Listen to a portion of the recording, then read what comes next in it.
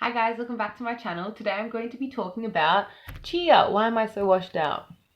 There we go.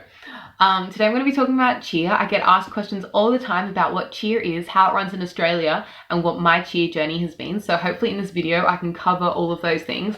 I have my notepad here and I'm going to get right into it. If you see me looking down, I'm looking at the notes that I've written on here. Firstly, what is cheer? So cheer is kind of a combination of circus style stunting with, throwing people up in the air and stuff.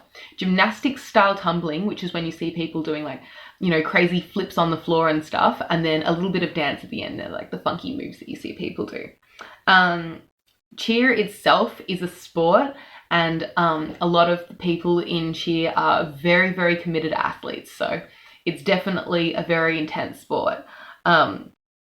Cheerleading has two kind of categories, if that makes sense. So you have all-star cheer and sideline cheer. All-star cheer is like cheering for the sake of cheering. Cheer itself is the sport.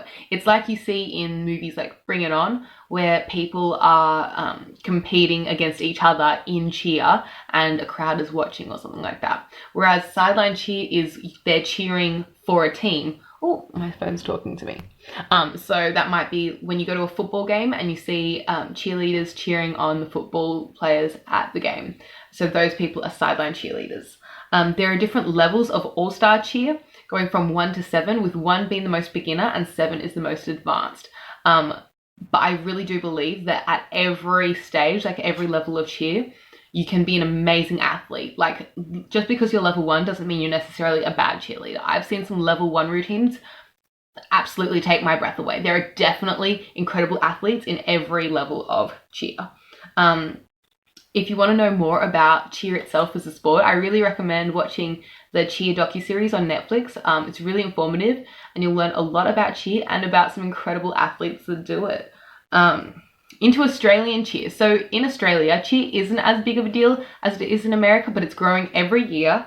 For our all-star competitions, they're run primarily by ASCF, so that's the Australian All-Star Cheerleading Federation. And at the end of each year, they hold a big national competition either in Melbourne or the Gold Coast. So every year we'll go to Melbourne, the next year we'll go to the Gold Coast, the next year we'll go to Melbourne, so on and so forth. And that's a really big deal for all the cheerleaders. You get to show off all the things you've been working on all year, and it's kind of like the grand finale of all your hard work. And some people end up as national champions at the end of it, which is amazing. And some people just go to have a great time. Other cheer companies that run competitions through the year include Cheer Brands and CheerCon. So there are other companies, and through the year we also go and compete at their competitions as well. And that's for all-star cheer. I also get asked a lot about collegiate cheer. So in Australia, university cheer is more all-star. In America, the college cheer teams cheer all-star and they have to cheer sideline for like the college football team or whatever. In Australia, since cheer isn't as big of a deal, we don't really have to go and cheer for, our university's football team. We just focus on our all-star cheer competitions.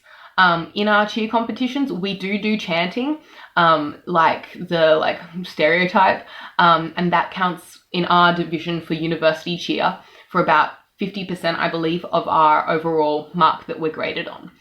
Most cheerleading teams in all-star competitions don't do chanting, but that's just like a special thing about university cheer is that they do chanting.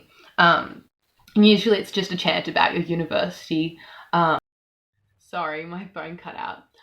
Yeah, usually it's about your university, go win, that kind of stuff. Also, there is sideline cheer in Australia. For example, you might see sideline cheerleaders at NRL games, but those girls are more dance focused. So they do less stunting, like throwing people up in the air and stuff, and more dancing and like stuff with pom-poms and that kind of stuff to amuse the crowd. Now into my cheer journey. I started cheer 2 years ago now. This is my 3rd year of cheer. And I started with my university team. I had no prior cheer experience and I was looking to join my university's dance team, but we didn't have a dance team at the time, and so I saw that they have a cheer team and I was like, oh, I've never done cheer before, I'll give that a go. And I don't regret it at all. It was amazing. I met so many friendly friends.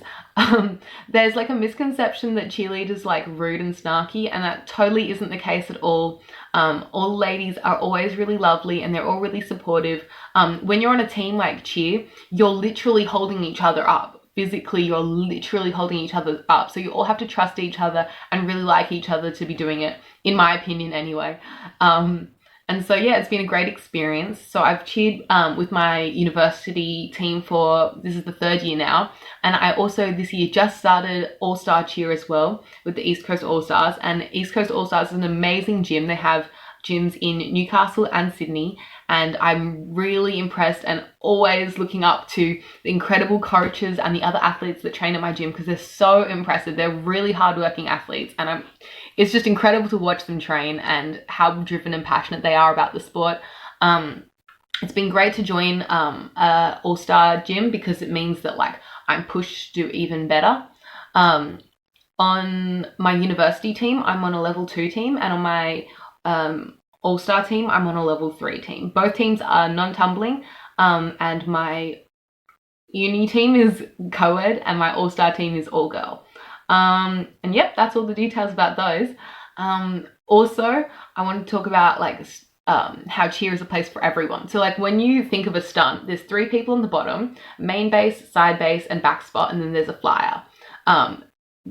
I really do think that cheer isn't like a sport where it's like all skinny people like the popular belief, because you need the top person to be like obviously tiny, but the bottom people, you need them to be like strong and like tall to be able to support that stunt. So I really don't think that cheer is like just a sport for skinny people. I really do think that there is a place for all body types and all walks of life at cheer. And yeah, that's all I have to say about cheer. Thank you for listening to my rant. If I missed anything, I totally would have missed something. Please leave it in the comments below. If you have any other questions, I'll also get back to you in the comments if you leave it down below. If you like this video, please give it a thumbs up and subscribe for more content. I'll catch you in the next video. Bye!